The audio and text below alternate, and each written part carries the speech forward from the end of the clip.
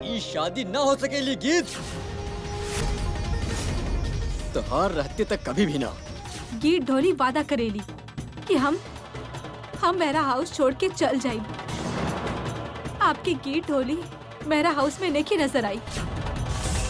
जो रास्ता में हम चली जा रहल बानी ना, वहाँ पे बहुत दुख बा, बहुत तकलीफ बा, बहुत दर्द बा वो रास्ता में। और आपके इतना दर्द सहे की आदत नहीं के बा ना। गीत हमरा के जौन आदत होवे के चाहिए उबा। अब सिंदूर भरे के रस्म निभाई जाई।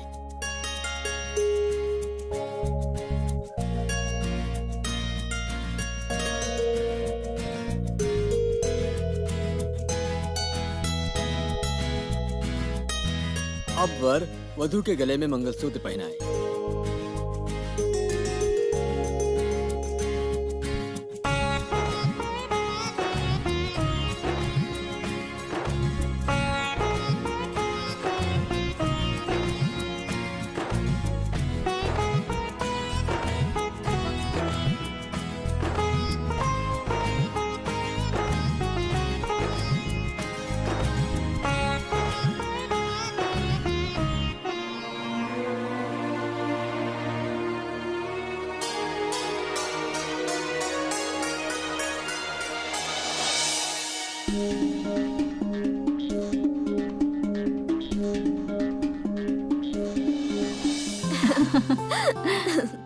तान्या, अब तो बस थोड़ा देर रह गइल बा।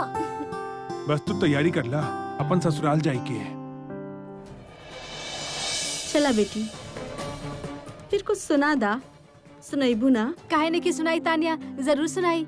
चला तानिया। चाचा जी, गीत भाभी सच में चल गईली? गीत भाभी? अब तहार टाइम ना कट रहल बा का ओकर बिना। का करे के बात हो के ओकरा से? तहार अब शादी हो गइल बा, हाँ? अब तू आगे की जिंदगी के बारे में सोचा, हाँ? आपके बात भी सही बबुआ जी। हम ना पूछब गीत के बारे में, पर हमार मल्हार ब्रो कहाँ बाड़े? वो काहे ना दिखत बा हमके?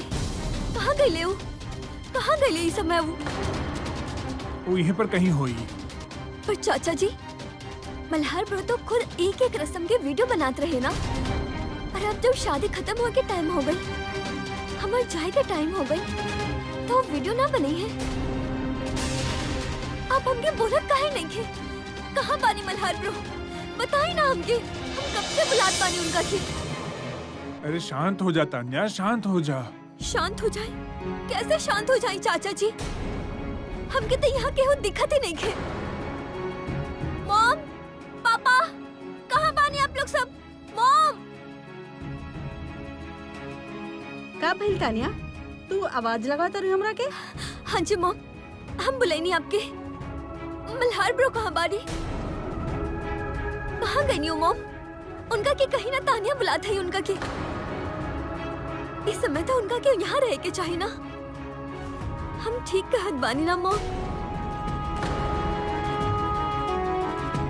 मॉम, देखिए हमके मल्हार ब्रो के शादी बिल्कुल पसंद ना रहे। हमके ना पसंद है वो गीत से शादी करे।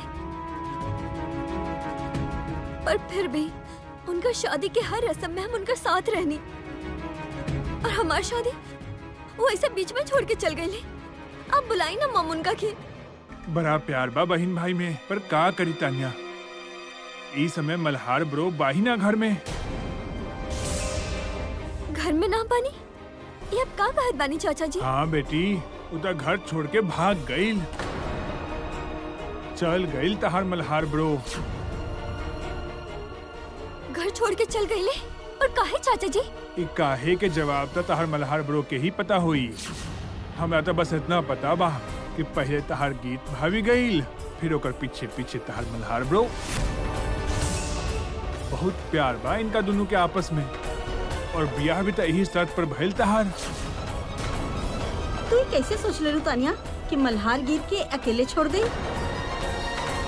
मल्हार गीत के साथ कबू ना छोड़ सकेला।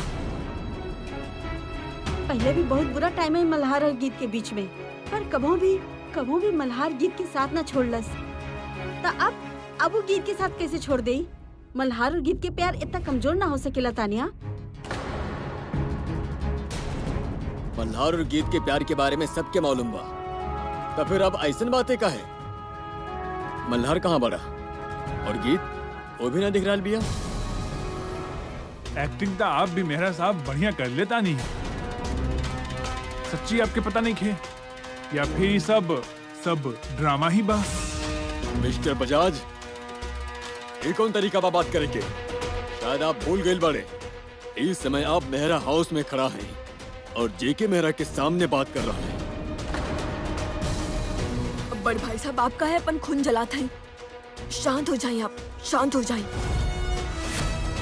क्या कह के चाहते हैं आप? यही के हमार बहू इसमें घर में नहीं खे? हाँ जी, आपके बहू घर में नहीं खे। हमार बहू इसमें घर में नहीं खे? हाँ जी अंकल जी, बेस्टी मेरा हाउस में नहीं खे। हमारा और तान्या के बियाह था यह शर्त पर भइल बा। कैसन शर्त? कौन शर्त? अरे कौन रख ले बा शर्त और काहे खातिर रख ले बा?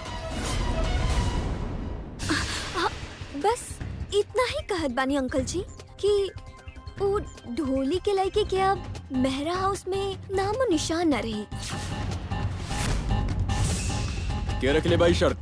ये आप अंकल जी से पूछ ले। बोलिए ना अंकल। हाँ जी मेहरा साहब, हमने तो आकाश के लेके ही जात रहनी बारात के खाली मोड़ के।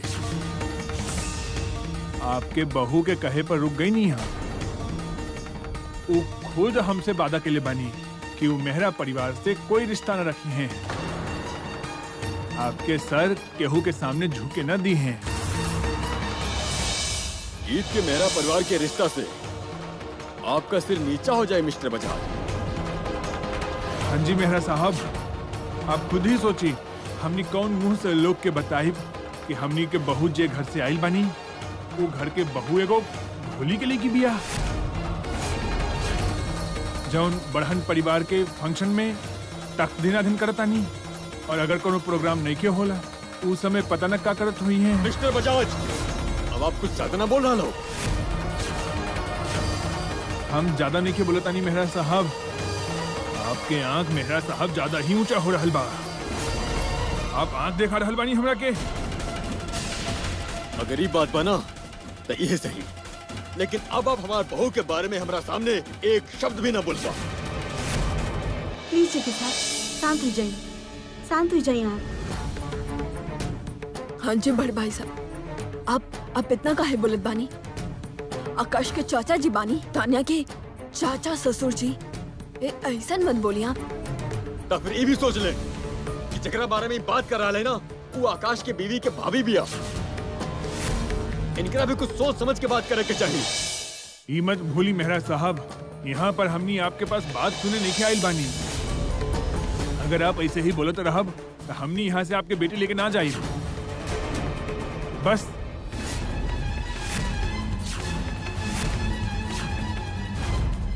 बहुत हो गई, बस।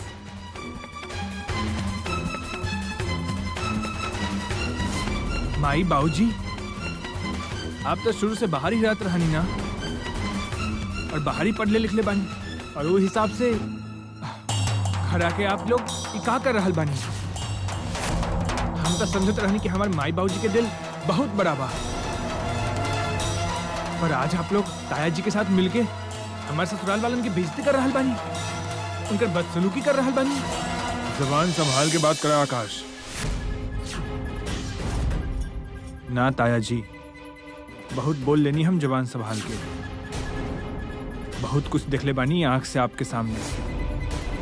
हम पहले भी कुछ ना बोलत रहनी, यह सोच के कि आज हमार बियाह बा, लेकिन अब तो पानी सर से ऊपर चल गई ताया जी। बहुत गोता खा रहल बानी पानी में, पानी सर के ऊपर से चल गई। आप तो चुप ही रही ताया जी। माई बाबूजी, हम आपके रिक्वेस्ट करता नहीं कि प्लीज ऐसा कुछ भी मत करी कि हमरा इस सोच के पछताए के पड़े कि आप लोग हमारे माई बाबूजी बने। हमरा आपके ऊपर बहुत मान बा, बस हमारी मान के तोड़ब ना, प्लीज।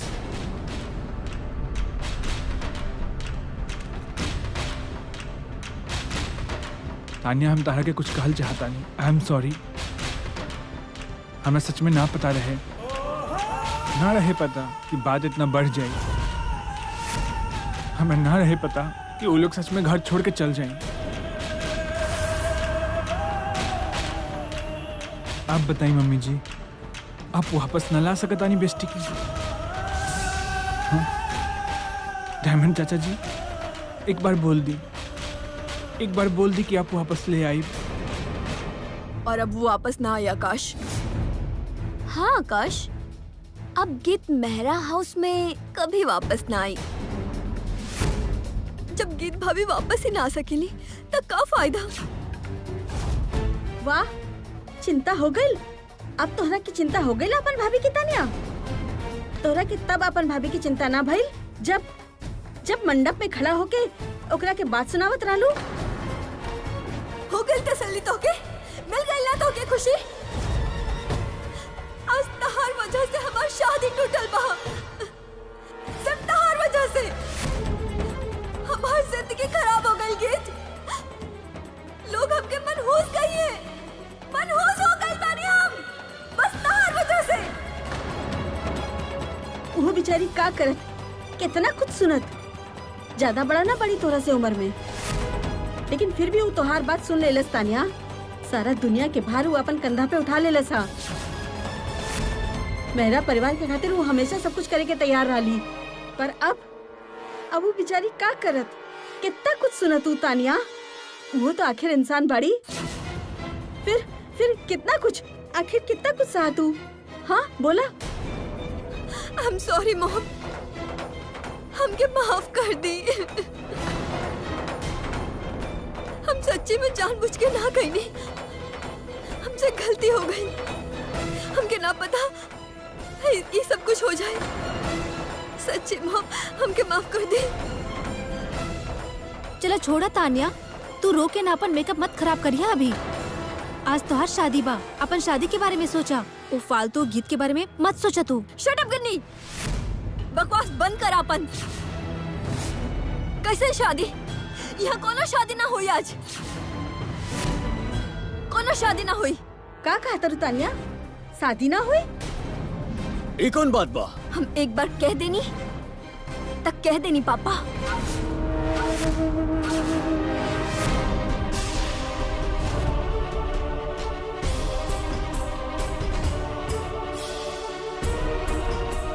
माफ करी, पर हमरा के आप सबसे ई आस ना रहे।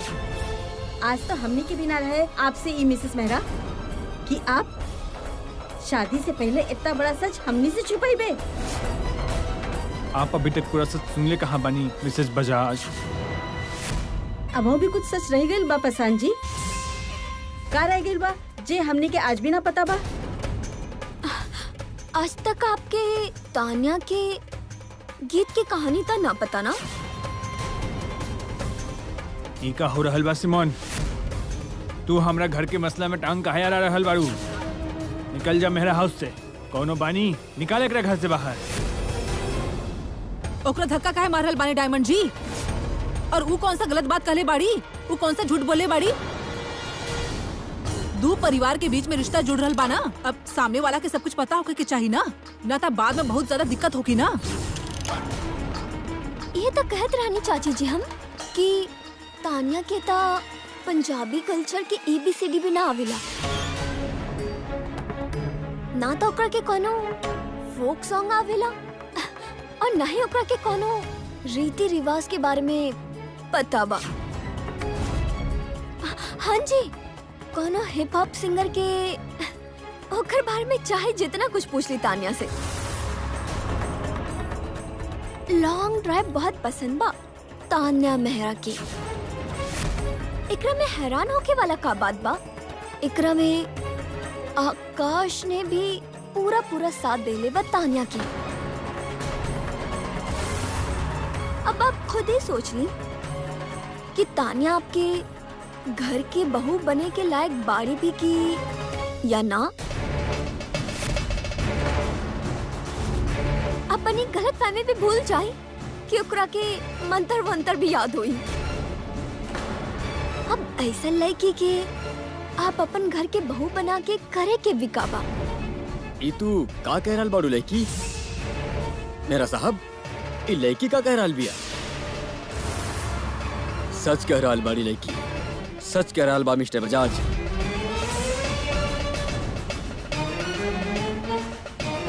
ई का मामला बा आकाश? पार्टी के शौकीन बाई तानिया, डिस्को भी जाता रही, लॉन्ग ड्राइव भी जाता रही, और उहो तोहरा साथ। तोहरा के शर्म ना आई हमनी से झूठ बोलत भय?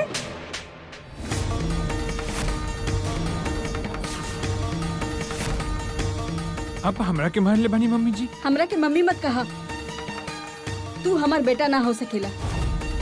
तोहार पोल अब खुल गईल बा। चला चलिए बैजा से। 1 मिनट रुक जा मीनाक्षी।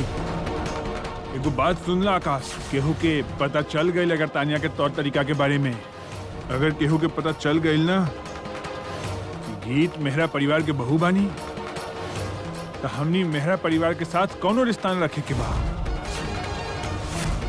एक बार फिर सोच ला आकाश। जेके साहब, आप भी एक बात सुन ली। हमनी आप हाई सोसाइटी में रहतानी। हमनी के मिले वाला हर परिवार के, हर बंदा के अपन एगो स्टेटस बा। हमनी सब इज्जतदार लोग बानी। वो आपके जैसे छोटा सोच के आदमी नहीं खे कि वो एगो ढोली के लड़की के अपन घर के बहू बना के ले आवतानी।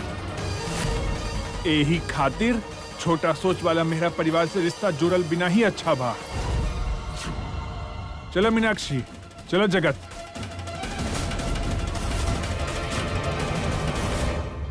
ठीक है साहब, वो सब लोग चल गई नहीं। अब आप कोनो तरीके से गीत के वापस ले आई। गीत के वापस ले आई जेके साहब। आबू वापस आवे वाला ना बाड़ी बड़ी भाभी जी। जेके, जसलीन, मल्हार कहाँ बा? हम ओकरा के सारा घर में देख लेनी, पर वो तो कहूँ बाही ना।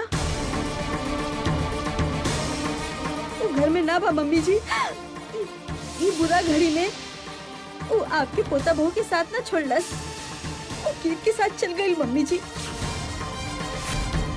बड़ा सयाना बा हमार पोता। ओकरा के पता बा प्यार कौड़ी के मोल ना बिकेला। तो जेकरा के सच्चा प्यार मिल जाए, ओकरा के प्यार के कदर करे के चाहिए। अच्छा इंसान के यह तो पहचान होला।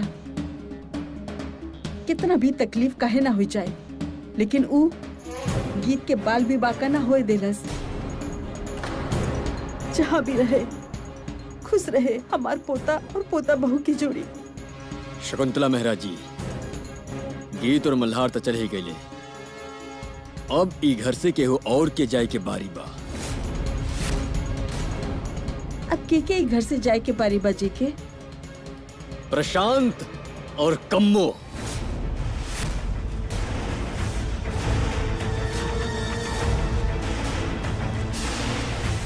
इनकरा से कहदा कि अपन सामान पास लें। अभी दोनों ही ई घर में न रही हैं।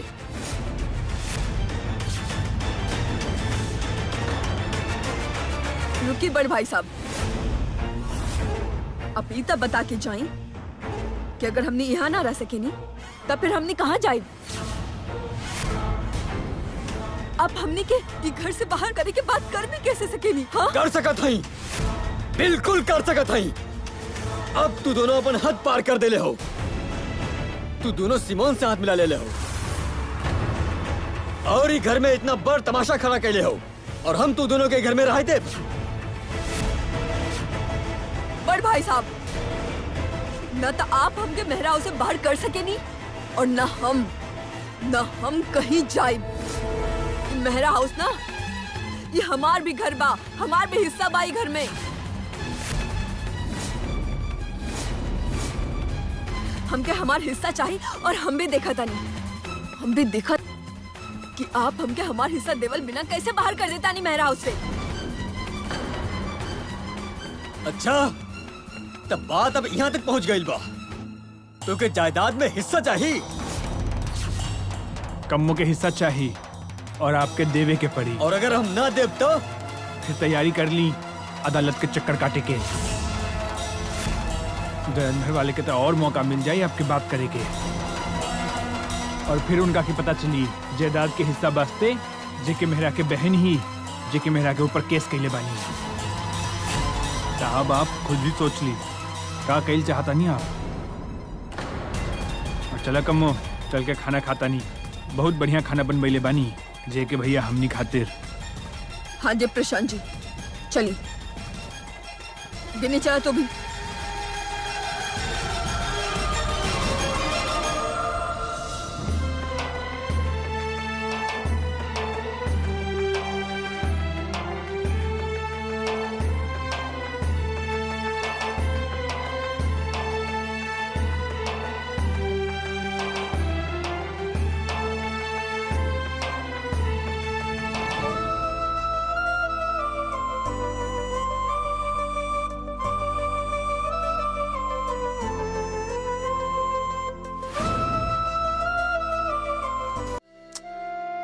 ओहो मम्मी छोड़ी, ये कहाँ बना देनी?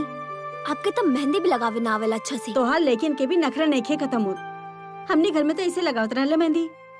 एगो कटोरी में मेहंदी घोल लेवेली, या तो झाड़ू के तिल्ली ले या तो फिर उंगली से ही बना देवेनी जे डिजाइन बनावे के रहे। हम लोगन के समय कीप ना होवेली। इले पकड़ा, हमरा के ना बनावे आवेला एकरा से। मम्मी एकरा के कीप ना, एकरा के कौन कहल जाला? आपके के कहले रहे कि कौन से मेहंदी लगावे खातिर? पार्लर वाला तो बाहर भी आवेला। आपके याद बा वो डेयरी वाले की लड़की, वो भी तो अपन बेटे की शादी खातिर बाहर से बुलेले रहे सबके। वो बड़ा लोग बाड़े पिंकी, उनकरा पास बहुत पैसा बा, उनकरा के जे मर्जी बुला सकेनी। मम्मी मेहंदी लगावे में कहाँ लाख रुपया लगेला? गरीब बानी तक का भाई अब मेहंदी भी ना लगवा सकने में अच्छा से? का गरीब घर के लड़की मेहंदी ना लगावेली? लगावेली, जरूर लगावेली। आज हमने के पिंकी भी अपन मर्जी से मेहंदी लगा सकेली और हमू अपन पिंकी के हाथ में मेहंदी लगाई। गिद्दी आप आ गई नी? हाँ चला अच्छा भइल तू आ गईलू। आजा आजा। हाँ गिद्दी इलाई, हम ढोल रख देता नहीं।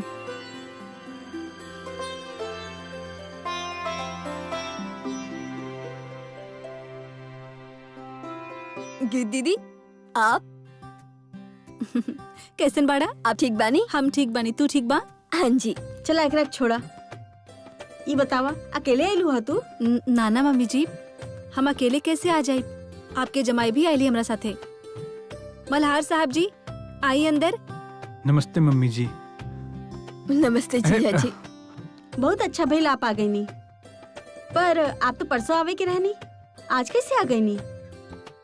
मम्मी जी ये कैसन बात हो गई भला? यहाँ पे आके कोनो गलती कर देनी का? हमार बहन की शादी बा तो फिर हमनी सब आ गए नी। मेहंदी भी लग जाई दीदी। जीजा जी अभी तो आइल बानी, उनका के बैग ता लेवे दी, सांस ता लेवे दी उनका की। हाँ हाँ मेहंदी की कोनो जल्दी नहीं खे, हम अभी चाय लेके आओ तनी। चाय तो मम्मी बना ही ली ना अभी। अब पिंकी तू यहाँ पे आवा भी। जी दीदी। तू हमके ई बतावा मम्मी जी कितना तैयारी के लिए बाड़ी भला? शादी के तभी कोनो तैयारी ना भइल। कुछ भी नहीं भइल। हाँ तैयारी से याद आइल, तू तैयार का ना भइलू गीत? ई सूट कैसन पहन लू हा? अब मम्मी जी सूट के का हो गई? सुंदर तबा। आप ये सब कुछ छोड़ी ना, आप चाय बना के लिए आई अभी। हम पिंकी के मेहंदी लगावत हैं अभी।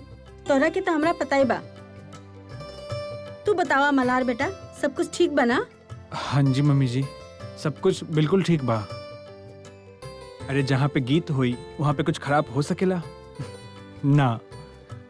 चला गीत, हमने पिंकी के मेहंदी लगा देता नहीं, ठीक बा? एक हाथ तू पकड़ ला, दूसरे पे हम लगा दे। अब आखिर इकलौता साली बानी हमार, इतना हक तब बनता हमार। आइडिया तो बहुत अच्छा बा, पर मेहंदी लगा लेब का आप? ला इमे सीखे वाला कौन बात बा? जैसे तू लगई बा हम पीछे पीछे वैसे ही लगा दे। अब सिंपली कॉपी एंड पेस्ट। ओहो, हमार लगाइल भइल मेहंदी तो पिंकी की पसंद ना आइल। अब अपन जीजे से ही लगवा ला मेहंदी। चला पिंकी मेहंदी लगावत है, आवा। काटी टू बाना, चला आवा, तू भी सीखला मेहंदी लगावे के, ठीक बा? गीत एगो हमरा के भी दा। चला आवा पिंकी। अरे कहाँ बाड़ू पिंकी रानी?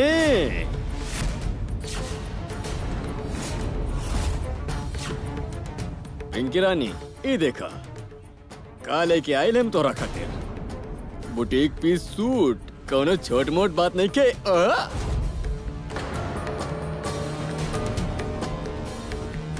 गीत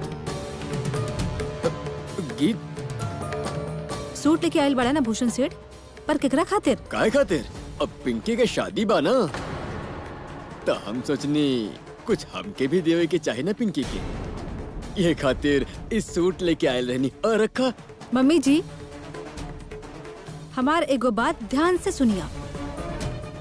कोनो सांप चाहे अपन घर में आ जाए, पर ई भूषण सेठ के पैर ना अपन घर में नहीं पड़े के चाहिए।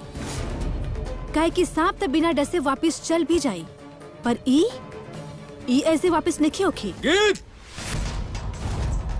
तू अपन आपके समझलू का?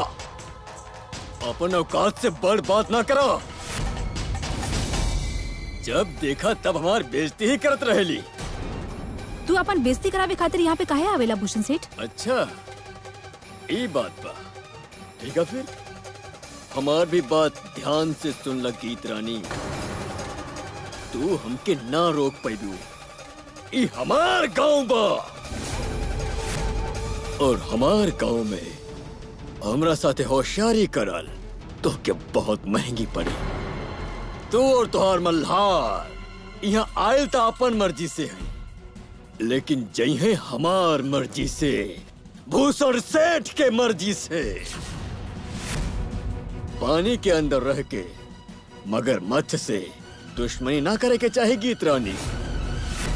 हम सब गांव वाले सोचले बाड़े भाई गांव के लड़की के शादी बा, तब मिल के सब लोगन के मदद करे के चाहे।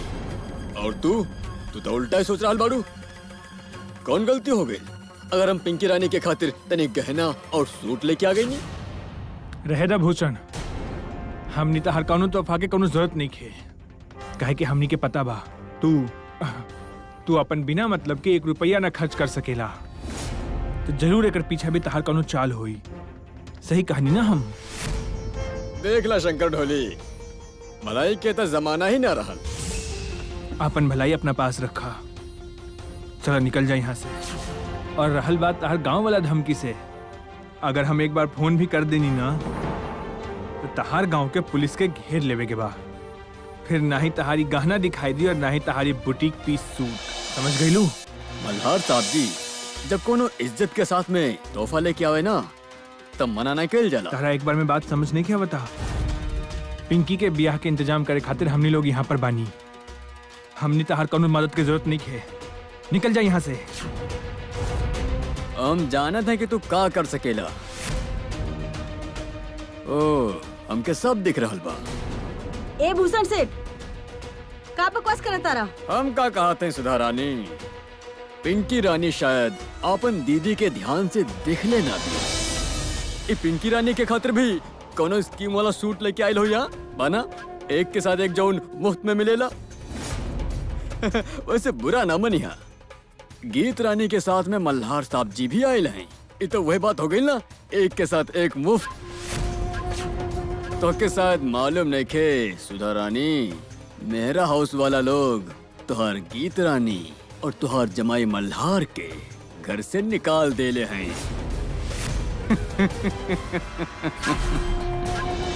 गीत, ई का बकवास करत तारा?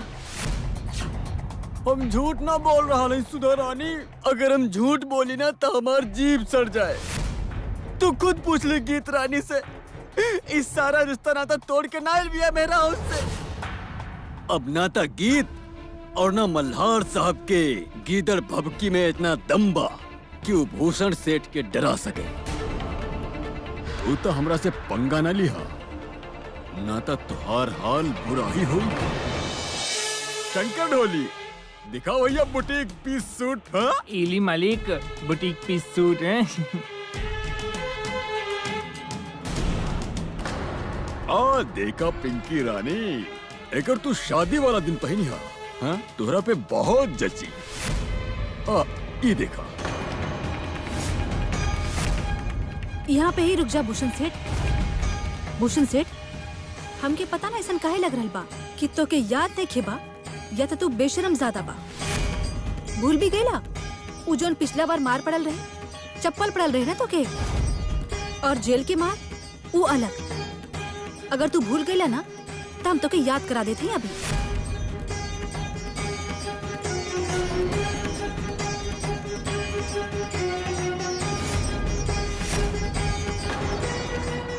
ई का कर रहा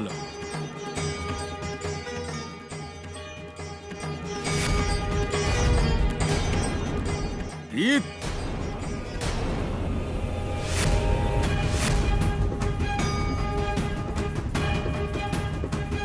गीत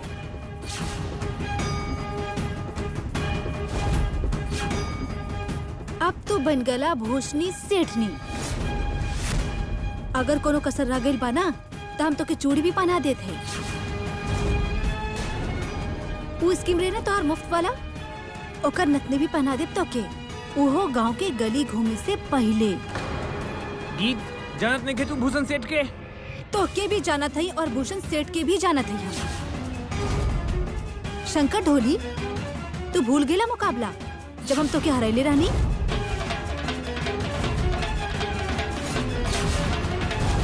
तो हर जगह वहाँ पर केहू और होखत ना, सिर नेखे उठाई। पर आज हम तोहार बेइज्जती नहीं करब। हम तोहार कमर तोड़ देब तो के डंडा मार मार के। चला निकल जा हमारे घर से तू। अभी तो हम जा रहा नहीं, पर हम एक एक के देख ले। अभी तक तो के शादी वाली बात पता ही नहीं थी। उता शादी होवे के बाद पता चली कि हम का कहनी है। सुधा रानी, तुम्हारी जमाई हमार कुछ ना बिगाड़ सकेला। ई खाली बात करे वाला वापस।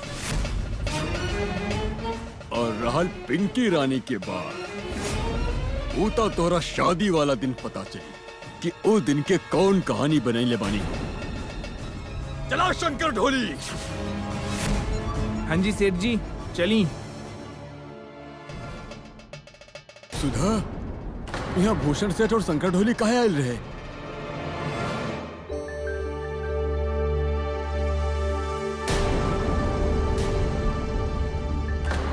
हमार बिटिया और जमाई आयल बाड़े।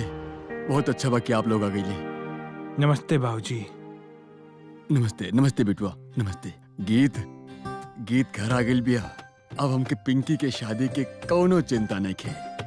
पर लेकिन तू लोग आयल कब? चल अब आ ही गई हो तो हमार बात ध्यान से सुन ला। गीत, आपन शादी करे के बाद अब तू आपन बहन पिंकी की शादी भी आपन हाथ ही कर दा। बहुत अच्छा लड़का मिलल बा, अमृतसर शहर से बा। ओकर खुद के घर बार बा और ओकर खुद की कार भी बा। तोहरा बाद तोहार बहन पिंकी के भी भाग्य खुल गई बा। गीत, मल्हार पुत्र, तू इतना दिन पहले काहे आ गई बाड़े पिंकी के शादी खातिर? गीत घर छोड़ के आ गई, ओकरा साथ हम भी आ गई नहीं। ई तू का करल बड़ा मल्हार? हाँ जी बाबूजी, उहे जे आप सुनता नहीं, हम और गीत घर छोड़ दिले बानी। पर काहे मल्हार, ऐसन कौन बात हो गई? बता नहीं बाबूजी, सब कुछ बता नहीं। आप बैठी तो सही। हमके तब तक चैन ना मिली जब तक हम बात के पता ना लगा ले। हमके सच सच बतावा, आखिर बात का बा? दरअसल आपके तानिया के बियाह के तो पता ही बा, बस ओकर बारात आइल। हमार ससुर साहब जी ने हमरा पे बहुत यकीन करके इस शादी की जिम्मेदारी देले रहे और हम इस जिम्मेदारी निभावे खातिर कुछ भी कर सकत है। जब तक तू मेहरा हाउस में रहबू तब तक आकाश की शादी तान्या के साथ में ना हो पाई। हम तका कौनो भी इज्जतदार परिवार तुहार घर के लड़की के आपन बहू ना बनाई। सिर्फ यही बात करके कि हम ही घर के बहू हैं। ठीक बा अंकल जी, अगर यही बात बना तो हम मेरा परिवार छोड़ के चल जाए, बाज ये घर छोड़ के चल जाए।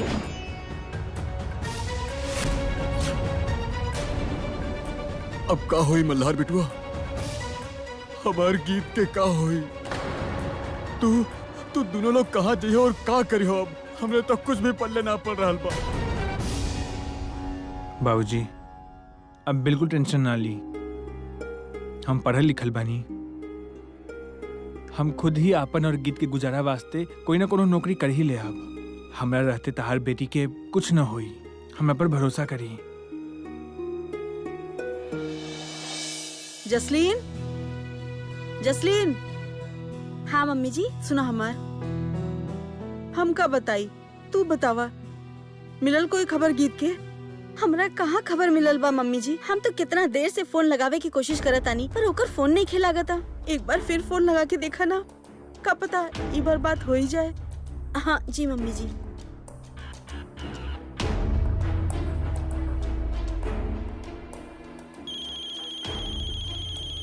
ओए टीटू, तू पूरा दिन फोन पे खिलत रहेला कि वो फोन बज रहल बा। देखा तनी केकर फोन बा? हाँ जी दीदी जी।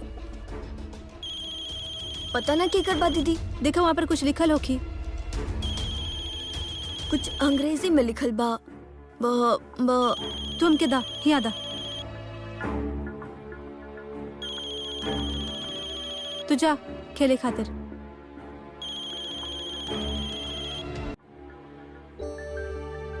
हेलो मम्मी जी। हाँ गीत, कहाँ बाड़ू तू? का हाल बा तोहार? हम उहे पे हैं मम्मी जी जहाँ पे हमके होखे के चाहिए। और हमारा हाल ठीक बा, हम सही बानी। पर ऐसन थोड़े होला गीत, केहू तोरा के एक बात कर देलस तो तू सब छोड़ छाड़ के चल गईलू। कई बार वो एक बात भी ना बहुत बड़ होखेला मम्मी जी। हम तो सिर्फ अपन घर छोड़ के आइल बानी। अगर केहू के एक बात भी दिल पे लग जाला ना तो आदमी दुनिया छोड़ सकेला। गीत, तोरा के लोगन के बात के कब से फर्क पड़े लागल बेटा? तू तो बहुत हिम्मत वाली बाड़ू ना। हम बहुत हिम्मती बानी मम्मी जी। हमके केहू के कोनो भी बात के कोनो फर्क नहीं पड़ेला, पर तान्या के फर्क पड़ेला ना। काहे कि वो बात तान्या की खुशी के साथ जुड़ल बा ना। आपकी बेटी के खुशी के सवाल बा मम्मी जी। आपकी बेटी नया जिंदगी शुरू करे वाली बाड़ी ना मम्मी जी। आपकी बेटी की खुशी के सवाल बा। तू ओकर सवाल के छोड़ा गीत, तू हमार सवाल के जवाब दा। तू ऐसन काहे कैलू? काहे चल गईलू तू? आपन घर छोड़ के आवे के केकरा जी करेला मम्मी जी। हमरा पास और कोनो चारा भी नहीं रहे। आपकी याद पा ना मम्मी जी, हम आपकी कहले रानी, हमनी के ढोली के दुनिया में कोनो कदर ही नहीं खेबा। ढोली तो सिर्फ ढोल ही बजावेली ना, वो थोड़ा ही ना बड़ बड़ उस्ताद के जैसन तबला या सितार बजावेली या फिर गिटार बजावेले और गाना गावेले जो नुकरा के इज्जत दी है लोग सभी। ढोली तो सिर्फ केहू के खुशी के मौका पे नाचे गावे के योग्य बाड़ी मम्मी जी। और फिर तू कौन ते मैं कौन? ढोली के कोनो मान सम्मान केहू कुछ भी नहीं करेला मम्मी जी। हम ही एगो ढोली ही पानी, ढोली की बेटी है ना। फिर हमार का औकात बा उ लोगन के बीच मम्मी जी। ना गीत, तो ऐसन कोनो बात ना करा। तो ऐसन काहे बोला तारू? ले तू मम्मी से बात करा मम्मी। हाँ गीत, का भइल तोहरा के? ई बुढ़ी पे जरा भी तरस ना आयल तोहरा के? हमरा के छोड़ के चल गईलू हा।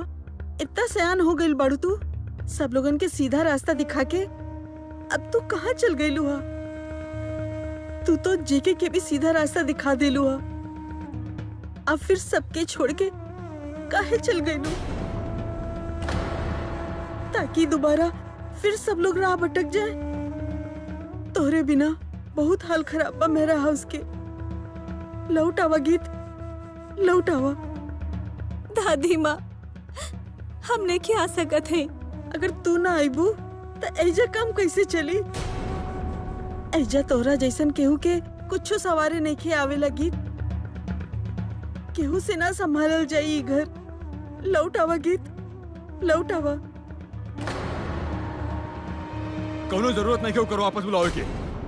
उस समझे ले का अपन आपके लवा फोन दाम के। हाँ गीत, हम जेके मेहरा बोल रहा हैं। तो क्या लगा था कि तोहरा बगैर ही घर में कोनो काम न चली? लेकिन ऐसा कोनो बात नहीं के गीत, तोहरे बगैर भी घर के काम चल सके नहीं गीत, और वो भी बहुत बढ़िया तरीका से। तू जा, भूल जा हम लोगन के। छोड़ दा हमके हमार हाल पे। हमार कोनो भी काम ना रुकी तोहरा बगैर, समझ गईलू ना? पापा जी आप ऐसा कहे। ये अब का कहनी जेके साहब? हम का कहनी ओकरा से पूछा जाके।